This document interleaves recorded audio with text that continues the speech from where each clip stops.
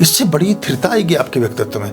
हर समय जो हम हर चीज़ के विरोध में खड़े हैं, ये हमारे व्यक्तित्व को विखंडित करता है। हर चीज़ के ही क्यों क्यों क्या ज़रूरत है? मतलब कुछ अगर कोई चीज़ अप्रियता के साथ जा रही है हमारे जीवन में, तो उस अप्रियता को भोगो, तो योग कटेगा वो। उसे आपने फिर कहीं एस्केप कर दिया, फिर अपने साइड में रख दिया।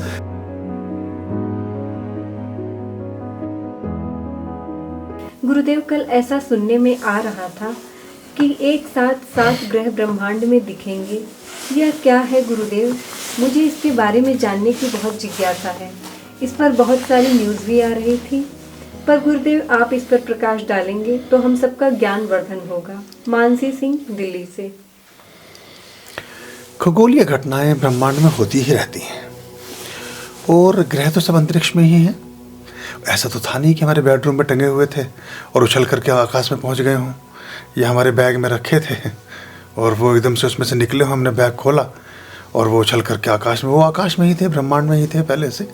हाँ, कभी कभी समानांतर रेखाओं में होना, किसी चीज़ों में होना, वो फिर पूरे चराचर जगत में बहुत सारी चीज़ों को प्रभावित करता है। तो ये अभी घटनाएं विश्व में हो ही रही हैं, अभी और बढ़ेंगी, अभी होंगी। अभी ये इस महीने के अंत तक जाते जाते नववर्ष प्रारंभ होगा हमारा, तो वो उसमें राजा उसके सूर्य हैं, मंत्री भी सूर्य हैं। सरकार से संबंधित चीज़ों में, सरकार में काम करने वाले लोग कुछ बहुत अतिशयता के साथ लाभ में होंगे, कुछ हानि की स्थिति में होंगे। चूँकि उतर रहा है वर्ष ये, तो ये शेयर वगैरह में जो डाउन हुआ है, सब चीज़ें हैं, इस सबसे इसका संबंध है। ये जो जिस तरह की वार्ताएं अभी व्हाइट हाउस में हुई, वो अमेरिका में हुई, उन सब के प्रभाव ऐसे ही हैं। तो इसके और भी प्रभाव दिखेंगे। और ये जो हमारे ब्रह्मांड में घटनाएं हुई, ये हमेशा एक तो ये महीना जो आता है ना, बसंत से पहले वाला, फाग से पहले का, ये थोड़ा सा उदासीनता भरा महीना होता है।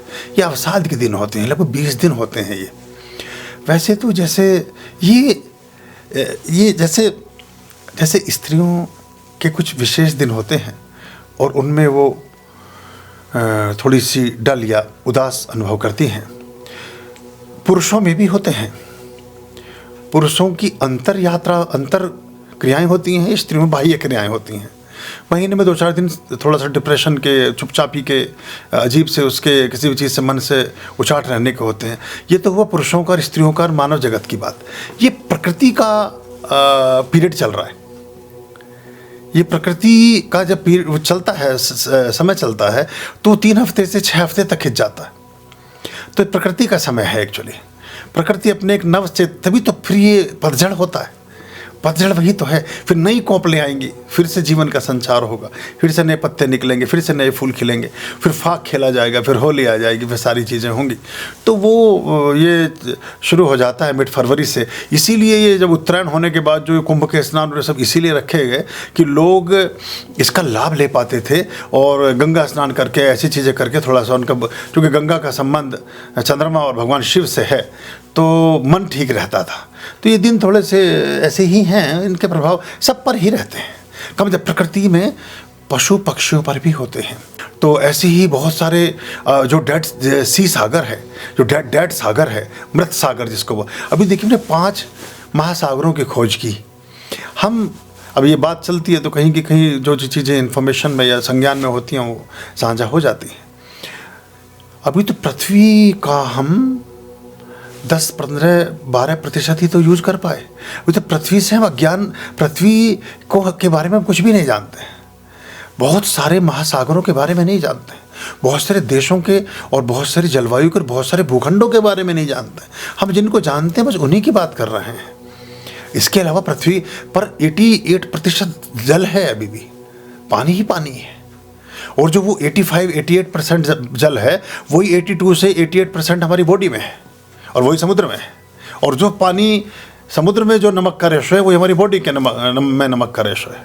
माता के घर में जो बच्चा फ्लोट करता है, वो उसी नमकीन पानी में करता है जैसा समुद्र का। बताइए, बड़ा एक अजीबोगरीब लंबा चौड़ा हिसाब किताब है। तो ये जो ग्रह समानांतर होते हैं, ये कुछ होते हैं तो उनके कुछ प्रभाव आते हैं।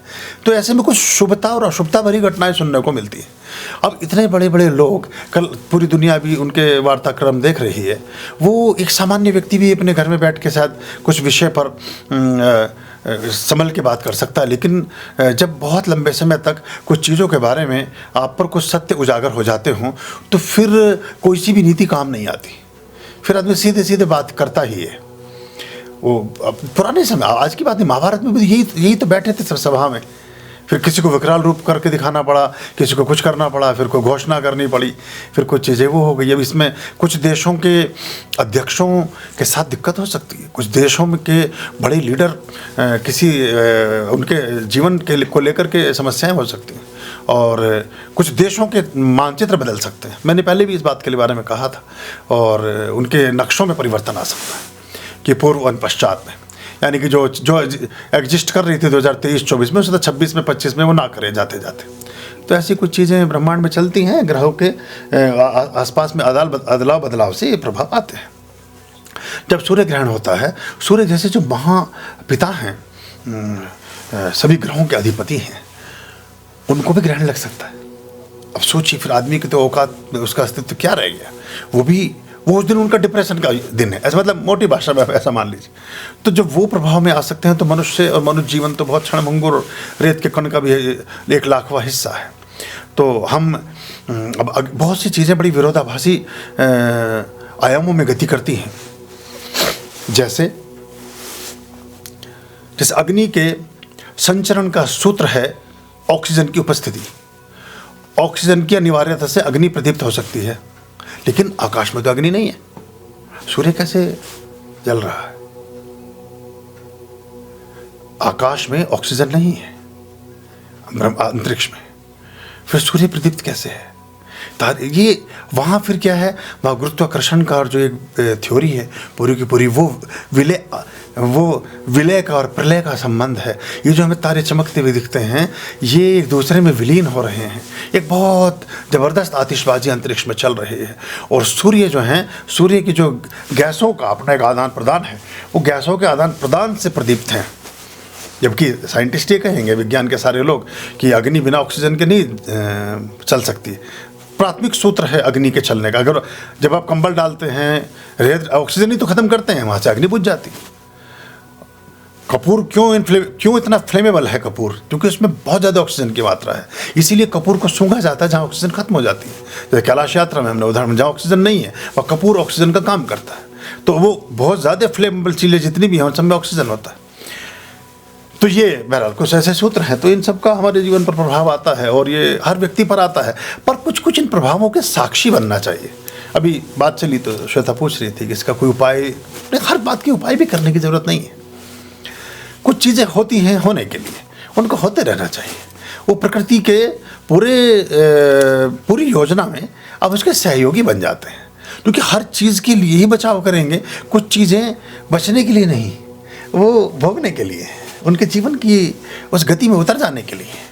जैसे हम ऐसा सोचें कि हमें स्नान करना है, लेकिन हम कपड़े, हमारे पास दूसरी जोड़ी नहीं है, तो हम कहें कि स्नान भी हो जाए, बचाव का उपाय, तो वो तो उतरेंगे तो गीले होना ही पड़ेगा, फिर तो स्नान नहीं होगा।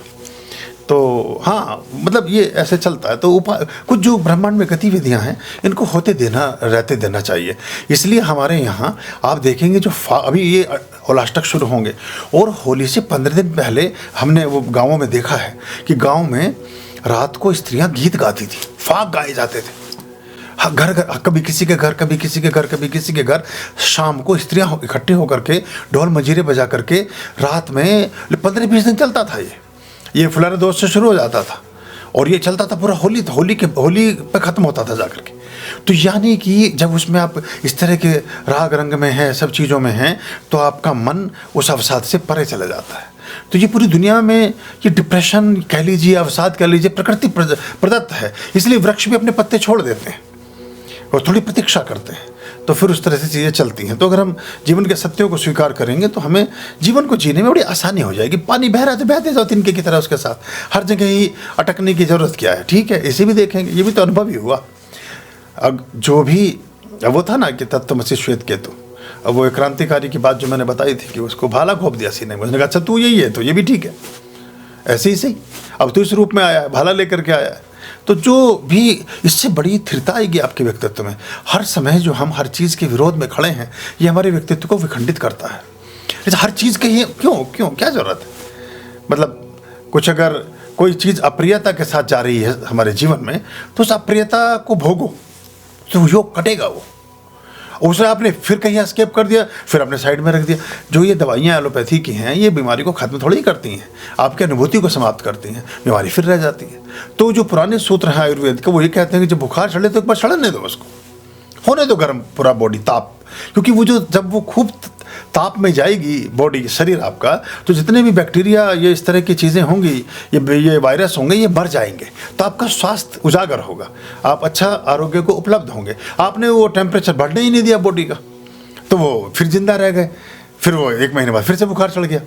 तो एक बार चढ़ रहा है तो चढ़ने ही दो उसको ठीक से, है ना। तो ये सुनने में अजीब लगती है बात, पर ये समाधान यही है। हर समय चीज़ों से बचना भी नहीं चाहिए, कभी कभी उनको भोगने से भी मुक्ति प्राप्त होती है। आर्याम अभयाम